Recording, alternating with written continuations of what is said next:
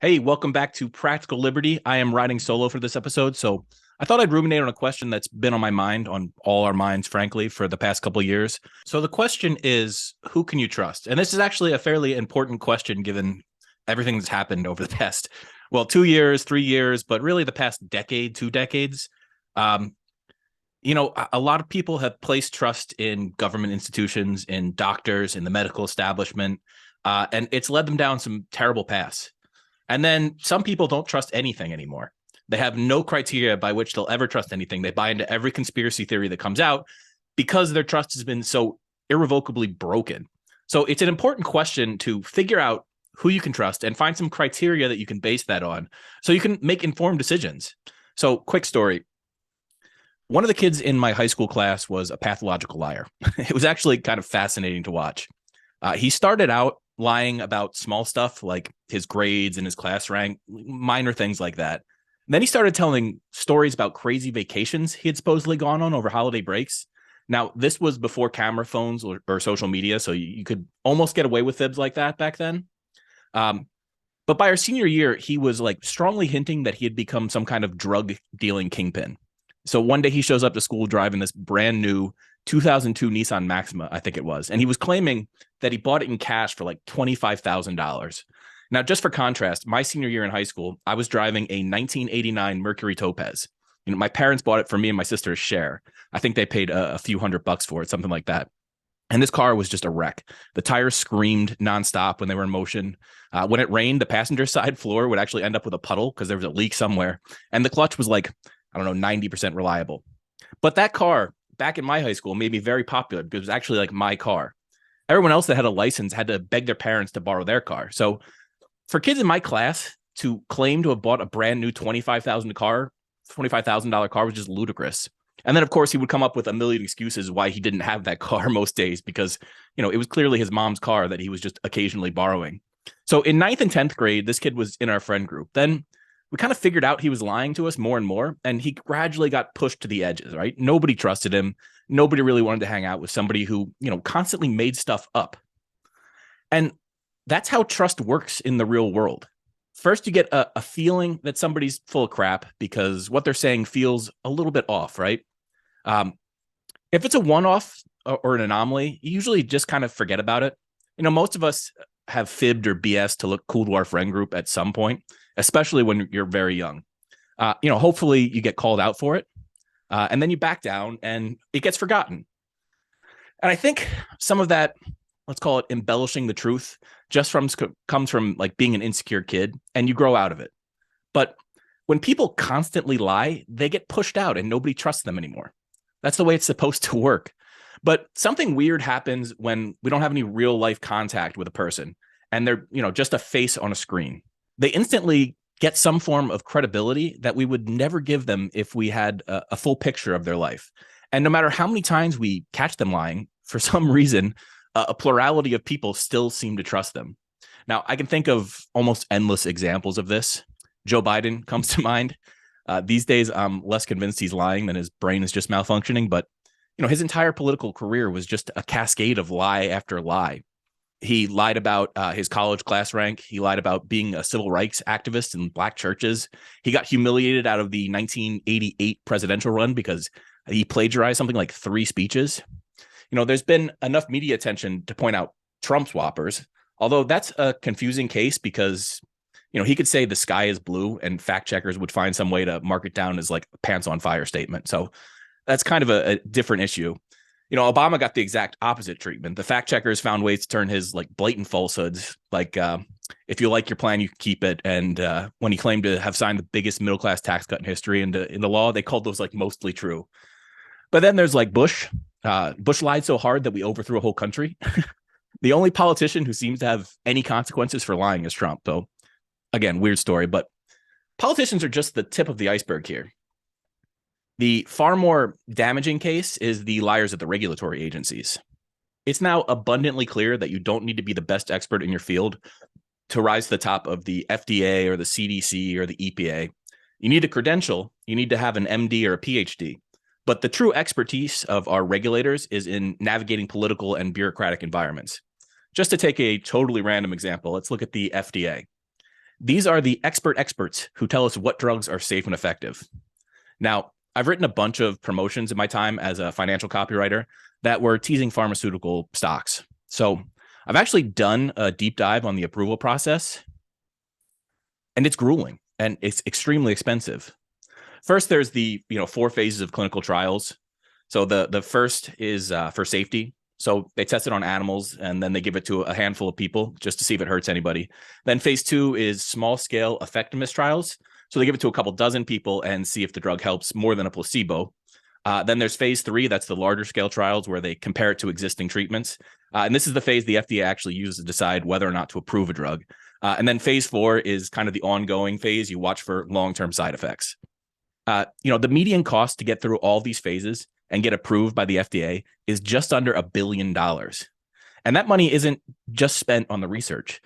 The FDA gets a little taste of that dough too. In 2018, the FDA collected $908 million in fees from pharmaceutical companies to complete their totally and unbiased review over whether a drug is safe and effective.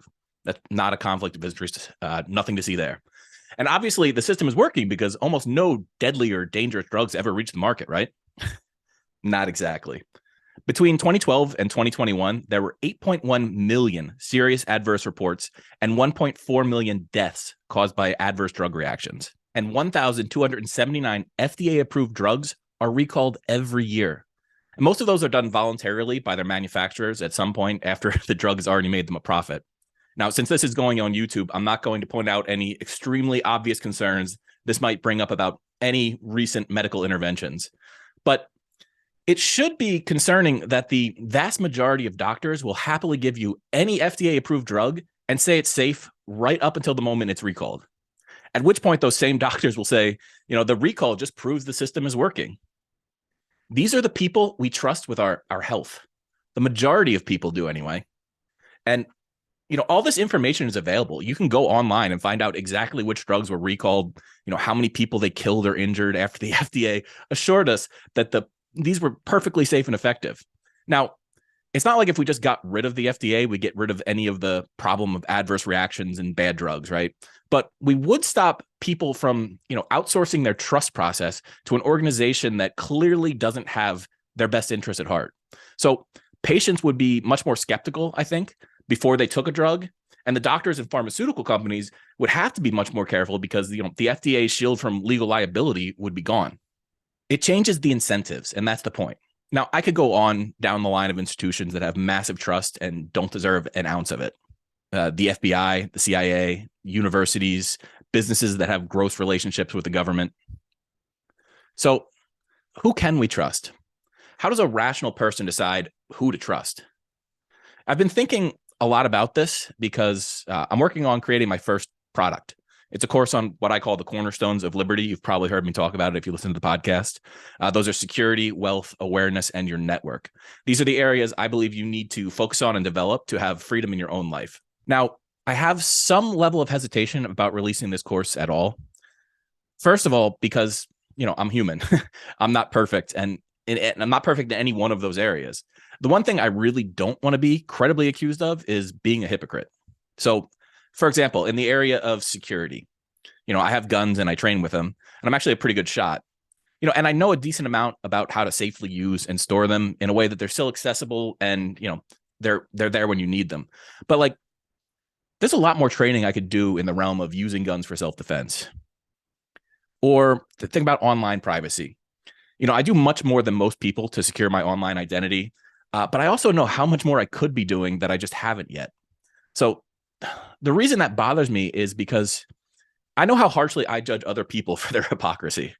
I've been in the world of copywriting and marketing for, almost 15 years. And I know a bunch of people who represent themselves as gurus, who are just not who they appear to be in their marketing. For example, I know of one guy that had a product launched to his list that ended up making him over $100,000 in a month. It was some kind of copywriting product, I think. And I'm pretty sure that was his first 6-figure month ever, which is great. I hope the product was good. I don't know. But for $100,000 for a product launch, that's pretty good. But then he turns around and starts talking about how his business is making him $100,000 a month. I mean, There's a big difference between making $100,000 a month once and then claiming to be able to consistently make $100,000 each and every month. Like,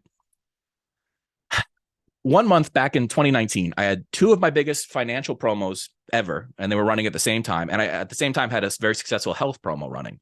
And all the royalty payments happened to come in at the same time, where I got paid just over $400,000 that month. And a couple of those promos were just like, they were the right message at the right time. But never before or since have I come within like $100,000 of that number again, not in a single month. So for me to be able to claim, I was making $400,000 a month, I mean, it would get me attention. And if I said it that month or the next, like, I don't know, maybe I could technically hold that up so the FTC wouldn't sue me, but it wouldn't really be honest. And I wouldn't be like worthy of trust if I started making claims like that. Now, if I put on my copywriter hat, I might be able to say something like, I made as much as $400,000 a month. And there it starts to get a little murkier on the morality. The impression it leaves is still wildly out of line with my average income, but at least it was saying that was the top end of my range. I don't know. When it comes to marketing claims like that, you get into gray areas and everyone draws the line differently. But there's a vast difference between the people who think about these things, where that line is, and the people who just misrepresent themselves. And there's a ton of blatant misrepresentation out there. I see a lot of young dudes online building huge followings by posting pictures of themselves in like fancy McLarens that they rented for a day, or riding in private jets, which they also rented or hitched a ride with somebody. And they're just posing to be way more successful than they are.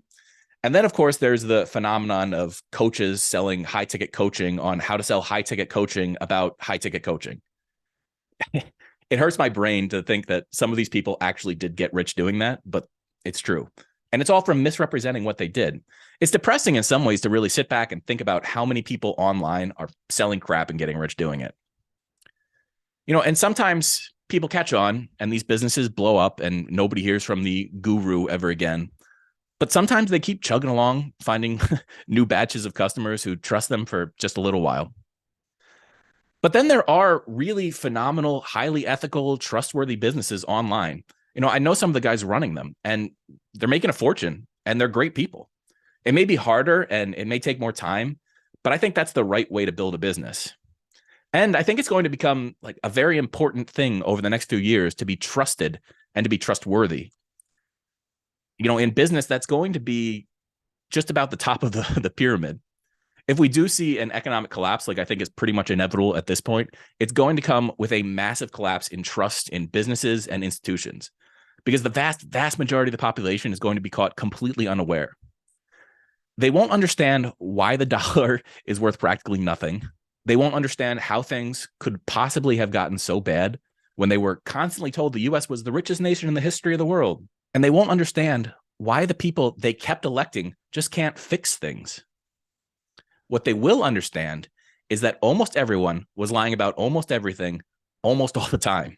And that will cause, I think, a crisis of trust, along with a bunch of other pretty bad outcomes. But the flip side of that is the people who were trustworthy, the people who were honest, are going to have a unshakable loyalty from a lot of people. So I thought I'd share a few ideas on how you can decide who to trust, and some signs maybe that you shouldn't trust certain people or institutions. And this comes from my observations and also my attempts to make sure I'm being trustworthy so I can build this business into something that, is good for me, but also good for the world, and it lasts through the, coming downturn. So first, what are some signs of untrustworthiness? There are a couple things that come to mind. The first question to ask, I think, is, do their incentives align with their stated purpose? For example, if I had to name my mission statement for this business and podcast, it would be to help people create true freedom and liberty in their own lives while creating a profitable business for myself. Now, I think that's a pretty transparent view of what I want to do.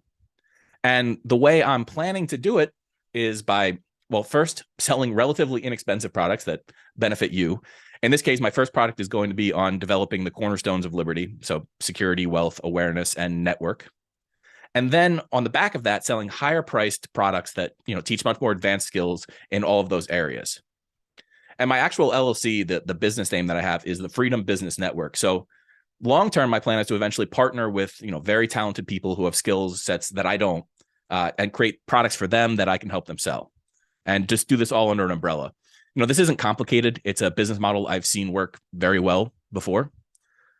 But it also means that the only way for this business to work is for the people who buy the lower price products to believe that they got good value from them. If I deliver crap results, or if I just don't deliver, I can't sell any higher price products, which is where all the profit eventually would come from. So my incentive is to deliver you value so you keep buying from me, right? That's fairly transparent. On the other hand, let's look at the incentives of, well, given our earlier example, let's look at the incentives of the FDA. The FDA's mission statement is something like to protect the public by making sure their food and drugs are safe. But what are their incentives? Well, their incentives are, like any taxpayer-funded bureaucracy, to increase their funding and scope of power. The customers they serve, well, they have two customers. First and foremost, they need money from Congress. If they were an efficiently run organization, just calling balls and strikes, it's hard to imagine why they'd need $8 billion a year in funding.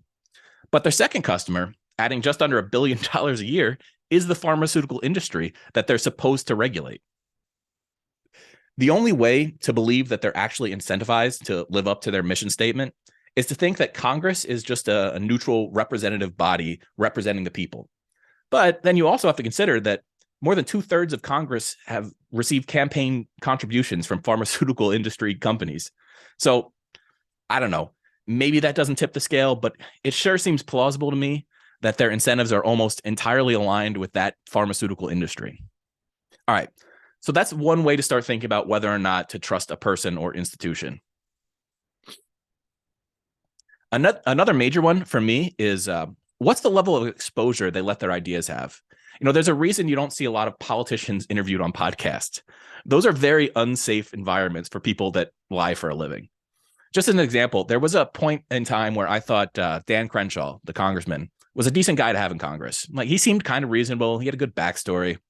But then he did 2 interviews on Joe Rogan. And after those interviews, he seemed not much more than like just a typical neocon Republican.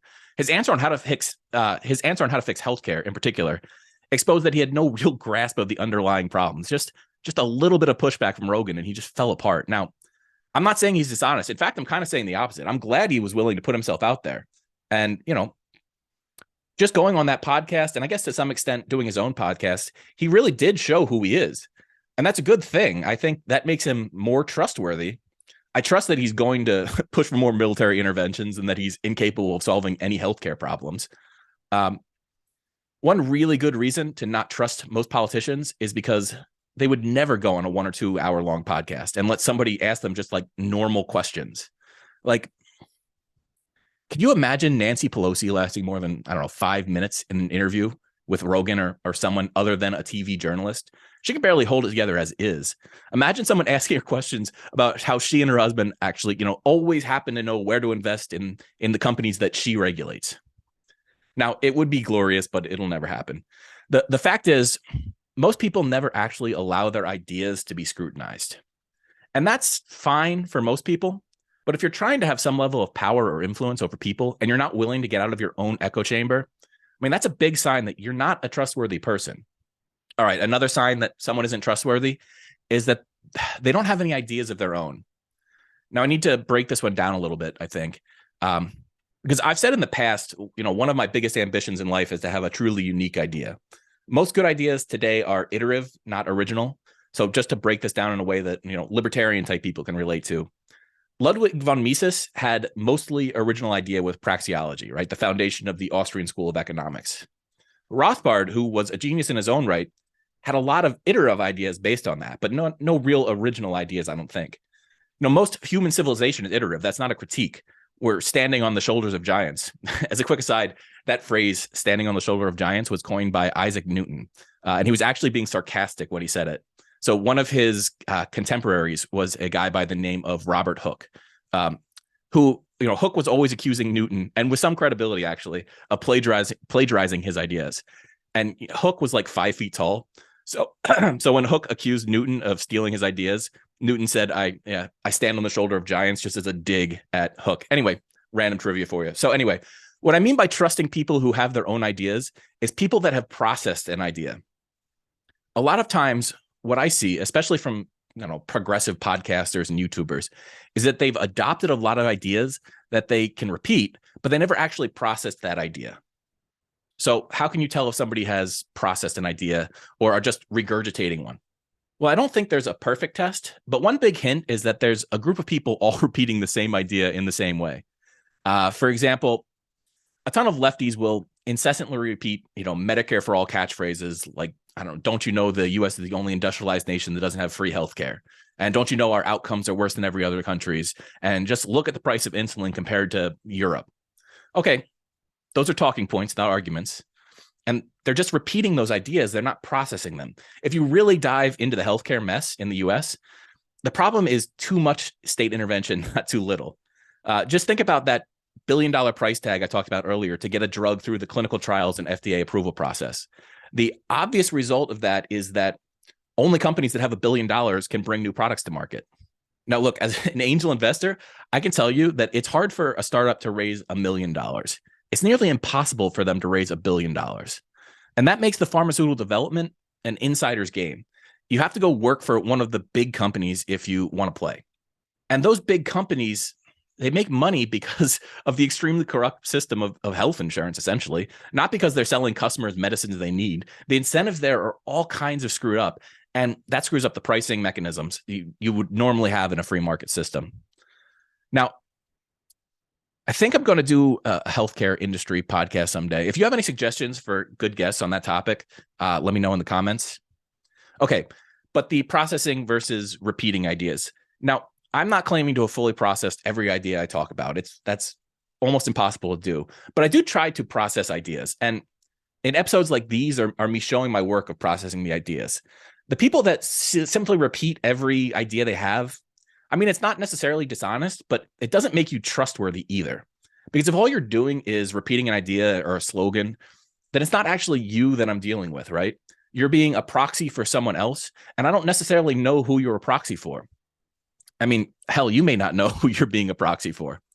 It's like the people that spout slogans based on the labor theory of value. Ideas like, profit is theft. By that, they mean, if a business makes a profit, they stole it from their employees because the employees provided all the value. Now, people who talk like that are actually a proxy for Karl Marx, and most of them don't even know it. So, I mean, some of them would know it, but they wouldn't care. But anyway, when you're evaluating who to trust, I think looking at how people process their ideas and show their work of them processing those ideas is it's a good hack. So when you're evaluating who to trust, I think looking to see if and how people are processing ideas is an important step. All right, so those are some of maybe the biggest 3 ways that I use of trying to figure out if somebody is trustworthy. If you think I missed any major ones, just let me know. Here's the thing. I think this is actually a very important topic because trust is the foundation of cooperation, essentially. And we need to cooperate with people if we want to survive and thrive in anywhere in the world. In my Cornerstones of Liberty course, which is, coming soon, I'm diving into the 4 different areas. That's security, wealth, awareness, and network. Now, security is the only area where you don't need to have, deep trust in other people. If you want to build wealth, you need to do it with trustworthy people. If you want to gain awareness, you need to be able to know who to trust. You need to know how to trust the information you're getting. And obviously, if you want to build a strong network that you can support and can support you, trust is absolutely the key factor. So having ways to reliably figure out who to trust is critical to your life. All right, that's about as long as I can rant for today. If you're interested in getting my new course when it comes out in a week or two, the best way to do that is by signing up for my email list. You can do that at henrybing.co/liberty. That'll get you my copy of my Levels of Liberty tactical checklist. And that gives you kind of an overview of my approach to finding freedom and liberty in your own life. So that's henrybing.co/liberty. All right. I'll see you back here next week. Until then, stay free.